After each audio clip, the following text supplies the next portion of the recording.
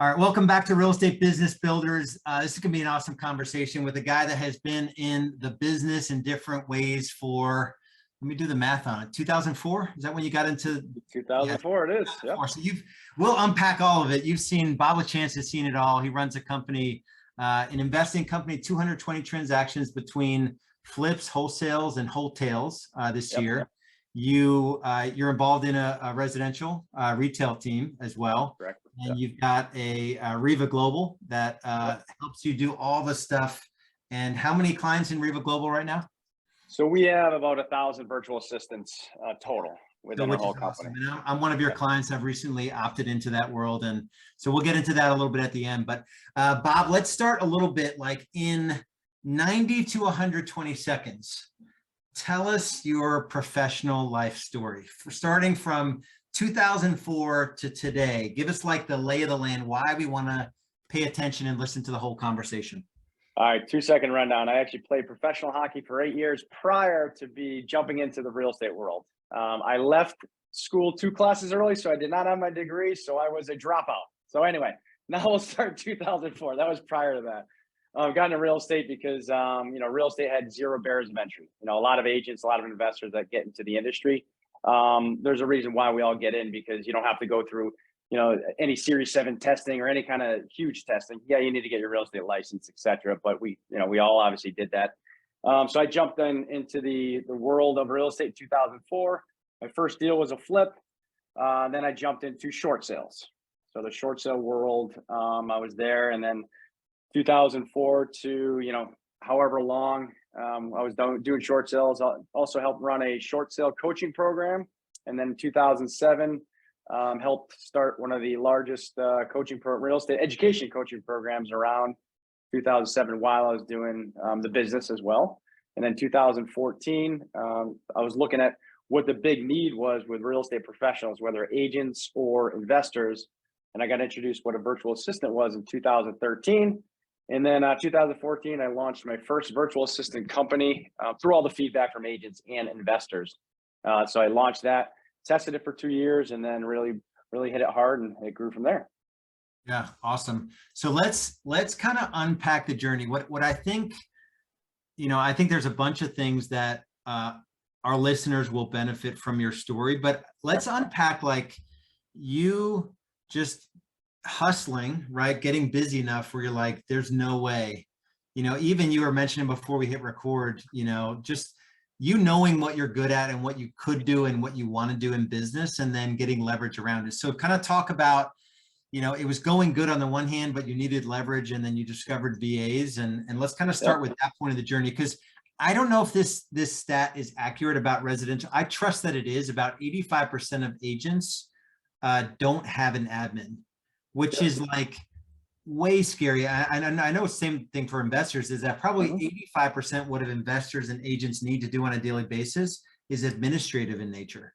It's funny. It's a lot of us, especially when we start, we look at it through a different lens than when we're years ahead. We look at it saying, all right, everything is a cost instead of an investment. That's what happens when you're newer and you're a lone wolf, right? A lot of us, when we first start, we're like, oh, I want to do it myself. I want 100% of my commissions. I want 100% of the deals, 100% of the flips. And then as you go on, you realize that you need a team to really have a life that's going to be fulfilled. Because if it's just you, think about this. If you're dating somebody, or you have a wife, you have kids, and everything is on your plate in the agent world, you're getting calls from 9 a.m. to almost 10 p.m. Doesn't matter if it's on the weekdays or weekends, you're getting hammered. So if you don't have someone to help you, it's going to really affect your home life and any type of time freedom that you want, scalability, efficiency in your own business. Yeah. So let's, from the investor standpoint, and then I'll give maybe a little perspective on it from the agent standpoint. What were those activities that you knew you needed to keep? And this is like, you can even reflect on the different businesses you've been in. But what are the core activities where you feel like, for this season of my business, I need to keep these, but I know I can delegate these? Talk about that a little bit. Because I think to your point, I don't think agents really are honest with themselves, about like being in the car for half the day, but realizing that they're literally just running errands. Right. And I know investors are like that too. You think you need to drive from the attorney's office to the home, to the but like if you're out of the core activity. So talk about a little bit about that. How'd you go about processing things to keep and put more hours into versus things to delegate? Yeah, it's interesting. And I always look at what puts money in your pocket, right? You could break it up into anything you want, but I look at branding. If you're not always branding, you're not out there. That's on the social media side. If you don't have someone posting for you all the time, you're irrelevant, right? You need to be out there all the time. So I'll put that into the branding bucket. And I know you could go on a tangent with that because in your program is phenomenal when it comes to branding. The other side I have to say is lead generation. So whether an investor or an agent, if you do not have consistent lead generation, you will get, the competition will run you over, right? So for me personally, you always need leads coming into your business. So like I said, out of the 120 transactions we're going to do, we do three main things. And I know you teach on many of this. We do direct mail, we do cold calling, and we do text messaging. Those are our three main sources of lead generation. And what we're looking for, and I got to realize, I used to do this myself. When I first started in 2004, I door knocked from 10 a.m. to 3 p.m. every Monday through Friday. Now, door knocking has been taken over by cold calling and text messaging, which is phenomenal because door knocking is awful. I just want to be 100% transparent with everybody on this call because it is not fun. And I did that for a full year with the thought process was I had to learn the business from ground up. So that was my thought process. So those are the three channels that I look at that you can outsource right now, that you no longer have to do that in your business because you will get burnt out. Awesome. So you said branding, lead gen. What was the third? So I use those two. I just broke them down too. Of course, there's admin work that 100 that you already talked about. But if I had to pick two right off the top of my head, it would be branding, lead gen, and you can throw admin in there because there's so much admin work that you need to get off your plate. Transaction coordinating, that's admin. Let's call it what it is. A lot of it is admin. Of course, there's coordinating with buyers, sellers, attorneys, title companies, mortgage brokers, etc. But on top of that, that is, those. So I would say those three: the admin, branding, and lead gen. And then, what are the things that you in your world that are things that if you could do it, if you had the stamina to do it for 8 hours a day, it would, lead you to any financial, scenario that you wanted? What are those core things for you? And then I can comment on it from a real estate agent. Yeah, so I would have to say for the investor side, it is the lead gen side. It is consistently going at, so it's different. I know in the agent world, sometimes a little different where you're hitting your sphere and you're getting referral leads in, et cetera, but direct to seller is really important because, and this is just my opinion, I think in the real estate agent world and the investor world, we have no choice but to go after the sellers because we don't know what is going on in someone's life, right? To where I talked to a potential motivated seller 6 months ago, and then all of a sudden my cold call, or I put them back into another campaign, and all of a sudden now they're ready to sell because something happened to a spouse, or it was a probate situation, or they wanted to move, they wanted to downsize, kids left the house. Nobody knows. We don't have a crystal ball. We could guess, but we don't have a crystal ball on when that happens. So what we do in our office, we continually hit them each month. So that's what I have seen. So let's talk about this because I've recently just been exposed a little bit to the world of the amount of business that an investor steps over. So non-investable leads. I was on a mission trip recently with a mastermind, and there was a few investor types in this mission trip, and I think he did like 100 deals a year or something like that. And so let's say that takes, I forget the numbers, but let's say it's like 1,000 legit leads to buy 100 homes. They trash the 900. Right. As an agent, so just think about that. Those are probably real numbers. I don't know what the numbers are actually, but you probably have like a more than 1,000, maybe a couple thousand leads, right? People that respond to an advertisement that want more for their house than an investor would give them. But there is not an agent that I know anywhere that has like 900 extra seller leads. So let's unpack this because I think it's interesting, and I think it fits into there is this interesting cross section, which I think is going to become more like the agent investor, investor agent. Yep. You know, some states are requiring licensure for wholesaling and that sort of stuff. So talk a little bit about like, just like nuts and bolts tactically. And I know you monetize your dead leads, so you've actually created the retail arm for your investor arm. But if you're an agent listening to this and you want to grow and scale your business, what advice could you give us in the market we're going to be in, the crap show we're going to be in for the next year? What are some of the things that are working that turn into, and I think one of your advice, you know, your pieces of advice are be the investor. You know? I got two pieces of advice. I definitely got two pieces of advice. I'll start with that one.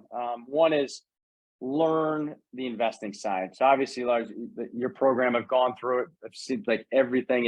It's set to have success for anybody that goes through it. And I would add to that learning and understanding how to invest, whether it's buy and hold, right? Or whether it's learning how to rehab, learning how to wholesale, the investment side, because I always look at, I started in 2004, went through the crash, right? And if we weren't, me personally, I have my license too, I'm an EXP agent as well. So if I didn't have my license, I used my license to offset some costs because I was making money here. Then I would have a 3-month gap and then I'd make more money. But that 3-month gap was filled with investor money. So having your license and understanding investing, I think, is really, really important. This is just my opinion. I've been doing this for, I don't know, 18 plus years, 19 plus years. And I've seen that. I've worked with probably 50,000+ students out there in the investment world. And I would always recommend get your license, get your license, get your license. And let's get back to the other answer. What I would do if I'm an agent right now, and knowing what market we're in, I would join my local real estate investing association or meetup groups. And what I would do is I would connect with those wholesalers because wholesalers are hurting. There's investors right now that are hurting because they don't have the same buyers anymore. Now, if I'm an agent that has buyers, whether it's retail that want a little less money than what market bears, guess what? It's gonna be a home run for me. Especially if I buy and hold investors, you're going to be getting deals and deals and deals. You're going to make a lot of money in these markets, right? So I think those are two lenses I would definitely look at because again, I've experienced it myself. I know you have as well. You know, we were in the downturn together in different paths, but we were in the downturn together. And I know you've made a lot of money in the downturn. So it's probably the same kind of. You and I probably have a ton in common in reference to that. Yeah. Talk a little bit. We had a guy come in.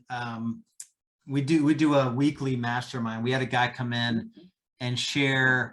Him and his wife had acquired 200 properties in 4 years in 4 markets. So, and he did it exactly. He didn't monetize any of his dead leads. So, direct to seller marketing, direct mail. I don't know if they cold called. Mostly direct mail. So what could you teach us? Like if we're an agent that wants to do seller lead gen in the climate we're going to be in, what are some of the things that are working right now where, you know, like how could we generate hundreds of viable seller leads in the next, 3 to 6 months? What are like, unpack 2 or 3 things like this tool or a letter like this? Like, what are the things that you're seeing working? Yeah, I mean, I'll tell you what's coming out of our office, what's driving all these leads. I pull a list, whether it's from, I don't know, where do you pull a list from? I don't. You have a list provider? PropStream is the tool that this guy was using. Okay, so that's what I use. I use PropStream. I also use RealFlow as well, REALE Flow. So I use either PropStream, RealFlow, and I've used Smart from Ken Clother's program. So I've used those 3 tools. They work very, very well. So what you do is you download a list, you get them skip trace, which you find the best potential phone number for those records, we'll call them. Let's say you pull 10,000 records, you skip trace them to try to get the best number that attaches to those records. Now what you do is you put those into an auto dialer. And I have my virtual assistants do this. I don't do any of this because for me, it's a waste of time doing all this, because what you're doing is you're ciphering through non-motivated leads to get the motivated leads. Because as an agent or investor, it's going to take all the time out of your day. Like I said, what I would do is I would door knock when I first started, and then on pre-foreclosure houses, Then I would come home and I would skip trace 411.com. I would skip trace these numbers and I would call from about 7 to 9 right after I was done dinner with the family. So it burns you out. This stuff burns you out. And if you have something to do, like go coach a hockey game or go coach a soccer game or a baseball, whatever you're doing, then that activity does not happen. So I would say cold calling would be an 100% must. So what you do is you download that list, get the list, upload it into a dialer. I know I'm talking fast. Is that okay? I know we don't have a limited time. Okay. And then you have a virtual assistant call to gauge seller motivation. Once the homeowner raised their hand and said, you know what? I like to entertain an offer for my house. This is why I come at them first as the investor, because this gauges seller motivation. I'm not going at them first as an agent. I know there's rules and all that stuff, but let's forget those for a second. So I'll just go over my process. So then I'll gauge seller motivation. The VA then, virtual assistant then, sends the email to me to say, this is what they're looking for. So then my acquisition team calls them and decides which way to go. Yeah. So as you're listening to this, there's two things. So because you have both ways to monetize, you can go retail. And again, there's processes and state and yeah. Are you're in the US or Canada? I'm in Connecticut. Yeah, I'm in US. Why did I think you were in Canada? Have you ever been in Canada? My father's from Canada. My brother lives in Canada. It's hockey. But just listen to what Bob just said. Two things I want to highlight. First of all, guys, this may be a time where you need to do whatever equivalent of door knocking and putting the kids to bed and doing the thing after dinner. Because of the season you might be in, you might have to do those things again. Some of us, I'm going into parts of my business that I probably don't want to be in at this part of my journey, but I'm doing it anyway because I know the shit's going to hit the fan here. So that's one thing that I picked up. But the other part of what you just said is that all of that stuff happens because I actually interviewed, they weren't with your team directly, but Bob has this company, REVA Global, that provides VAs that actually create these leads or these prospects. I think they're leads at that point. And I had her take me through a script. I'm like, all right, pretend I'm the seller. And she literally went through the script. It's probably your script.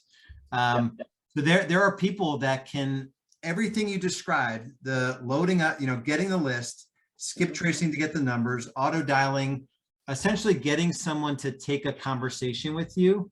And how long is the conversation? You're not doing those, your acquisition managers are doing those conversations, right? Correct. So this would be, so if I'm an agent. Yeah, in retail speak, that's like a listing partner, and that may be you in this case. So you can set up this entire system as a retail agent. Like Bob said, learn the investing side so you can have that hat on if you need to have it on. But now you can have a VA you can set this entire system up and have leads generated for it because you're just shifting your whole perspective. Yep. And this, I know it doesn't, this seems like this is old stuff for you, Bob, as you're hearing me say it, but I promise you in the retail only world, this is like the craziest thing that's ever been revealed.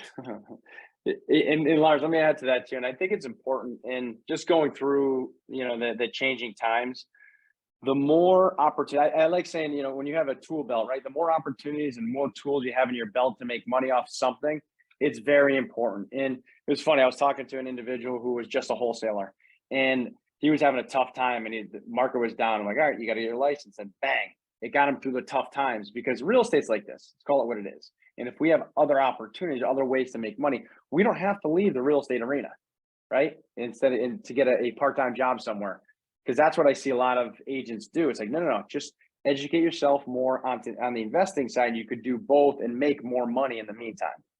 Yeah, and it seems like I would have known this stuff, and it's only because a couple guys that I've been introduced to through EXP that I feel like this is the thing that's gonna, like, the agents that are smart are going to, like, they're 100% retail. You're now going to enter this world. You're going to set up all these systems. You're probably going to, let me ask you this. What advice would you have from someone that's always been retail, that sets this system up and they get on the phone with a seller? They're not going to speak the right language. They're going to talk retail speak. What advice would you give for an agent that's getting set up with these leads on a regular basis? I would go to YouTube. I mean, there's so much free content on YouTube. It's that simple. Just put, wholesale script, rehab script, acquisition script, cold calling scripts, investor scripts. just go on YouTube and I guarantee you will get pitches. You know, this guy by the name of John Martinez, there's Steve Trang, there's a lot of different gentlemen out there that are very, very good. That give a lot of free content. That's what I would do first. The idea is we have to look at where we are right now in this industry, and you nailed it at the beginning. I think, you know, you see where this industry is going.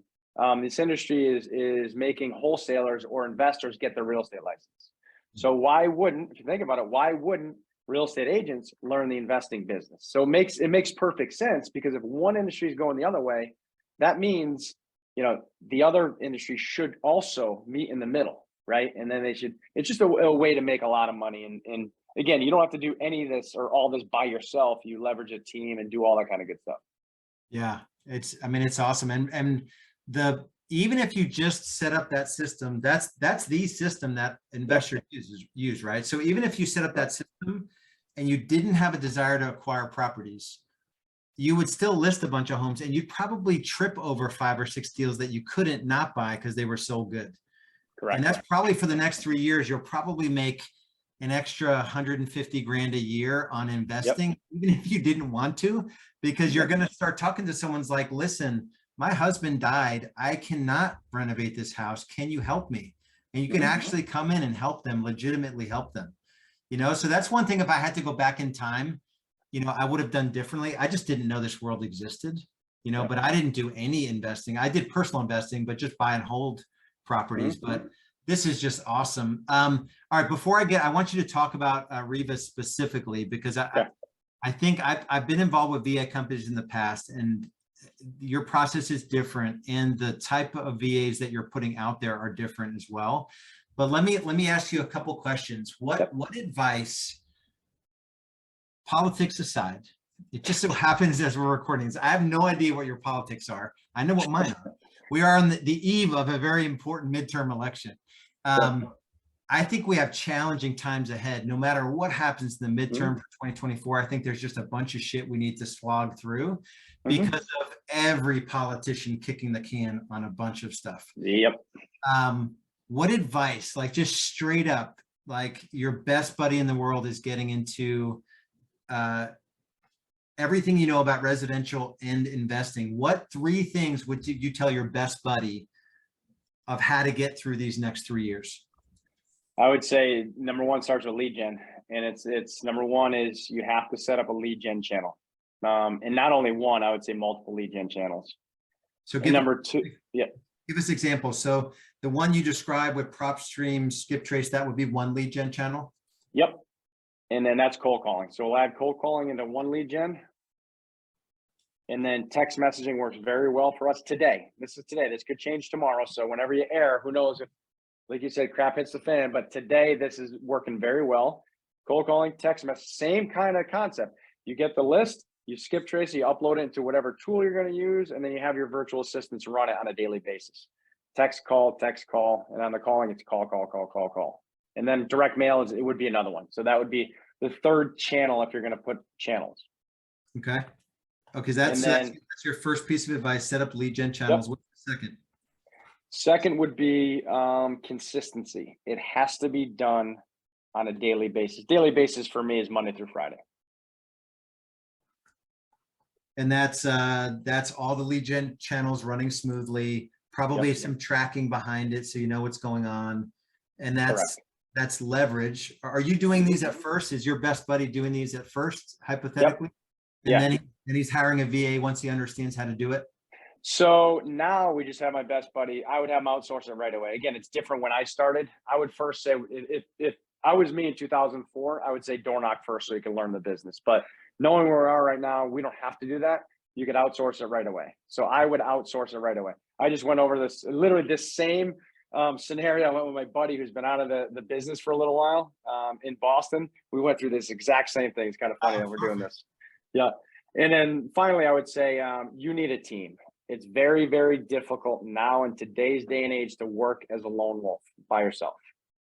So leveraging a team, it could be an inside assistant, it could be a virtual assistant, it could be getting a partner, right? But you have to work with each other to win. It could be, just like we talked about, an agent going to network with investors saying, hey, wholesalers. I know you're going to be struggling, but I'll work out some sort of referral agreement with you. If you're licensed, of course. If you're not licensed, some sort of marketing fee agreement, whatever, you could do that obviously is above board. Awesome. I just had a question there. Why is it, and this is just a random question, why is it that a lot of investors have business partners? Is it usually one is the feet in the streets and one is more money or systems? But I see a lot of guys have business partners in this world. Why is that? A lot of times you could break it down into resources. Two resources are time and money. Sometimes a partner has more time on their hands, less money, and sometimes other business partners have more time on their hands or more money in their hands, but less time. So I find that to be how that works. Like for me personally, I have business partners in my virtual assistant company, and I have business partner in my real estate company as well. So different companies. I like having business partners because, and this is just me personally, it's because you could accomplish way more by having a team, and it goes back to a team, and you build off of those individuals. Can you have a successful business not having a partner? 1,000%. I know a lot of people that do. Yeah. Awesome. All right. So REVA Global, tell us a little bit about it. I just want to say from the process standpoint, the thing that, and we didn't set it up this way, although I'm sure we both, our podcast, I mean, you have a podcast or something, don't? Yep. Yeah. I'm sure we've generated business and relationships from it, but so Bob and I connected, and all of a sudden I was in his funnel. I was like, man, I need one of these virtual assistants. and the thing that, it came at it from the investor side, but I know that the core skill I'm looking for will be served by the VAs, but it's like front end stuff. I've always, and I don't know why, I think people in other countries can't do front stage stuff. I've always just sort of like assumed that, VAs or, geo arbitrage, having people in other countries work for you are more like administrative or backstage operations. But tell us a little bit about REVA Global, how to get plugged in, but tell us about how you develop that front end skill set.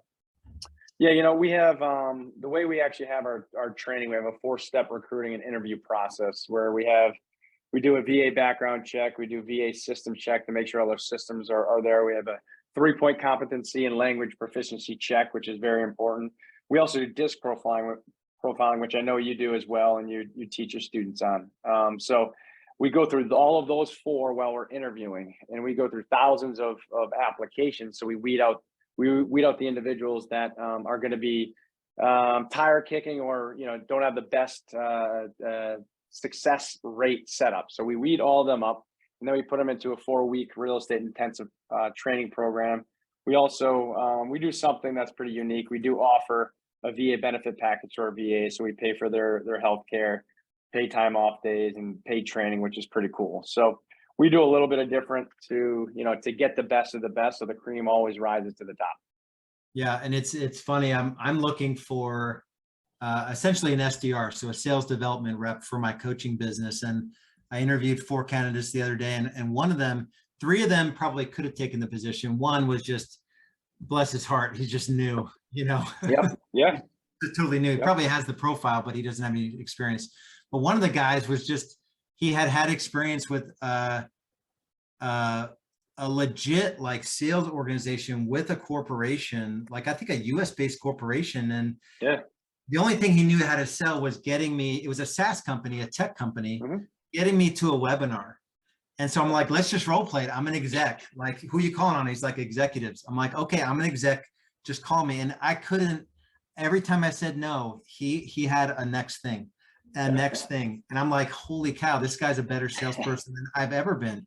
And it just so happened, I mean, there's an accent there, but it's not offensive. It's not like agents are going to hang up on this guy. But so that just really opened my mind, as much as I've done in business, thousands and, 5,000 plus families served, 1,000 agents through real estate B school. I'm still sort of blown by 2 things. My mind is blown by 2 things. The fact that, generating investor leads, so direct to seller, is one thing that I think every agent needs to do, and they can do it with the help of Global. And then the fact that geo arbitrage and getting talent, people that want to work. This guy has 4 kids. We share the same faith. He's got 4 kids. I can tell he's gonna, work hard for us. So what's the best way to get plugged into your, because you guys provide all the different types of VAs, but what's the best way to plug into your system? Yeah, I mean, obviously, just we do strategy sessions. So give us a call. Let's get set up for a strategy session. Go to our website at REVA Global, REVAglobal.com. Best way to do it. And I'm on a lot of podcasts. If you ever want to do a search, I go through a lot of different stuff. I give away a lot of content as well. I mean, just like you, it's just, I think it's important nowadays to, and here's my opinion. I know, Lars, I think the reason why your program is so good is because you also have created it and do the business, which I think is very, very important. So I think, before anybody looks at a service out there, please, please, please, for your own good, just do some research on making sure that whoever runs that company or owns that company uses their own service. I think nowadays, now more than ever, because times have changed so much, is, look at the individual company and make sure they use their own service so it's up to date. Yeah, awesome. Yeah, so I highly recommend it. Guys, I think the tendency when things are chaotic or uncertain or there's fear is to sort of go inward and eliminate things. But guys, I'm telling you, this is the time. Just setting up that one system, learning how to put in the investor hat, getting some leverage, someone that's going to generate leads for you, 2 4-hour time blocks every day, 1 hour off and 4 hours on. That's how your process works. There's no way you can lose in these next few years. I promise you, this is where you add a zero to your net worth or a couple zeros to your net worth in real estate. Bob, I appreciate your time, brother. Go to revaglobal.com and we'll talk to you guys soon. Be good. Awesome. Thanks, Lars.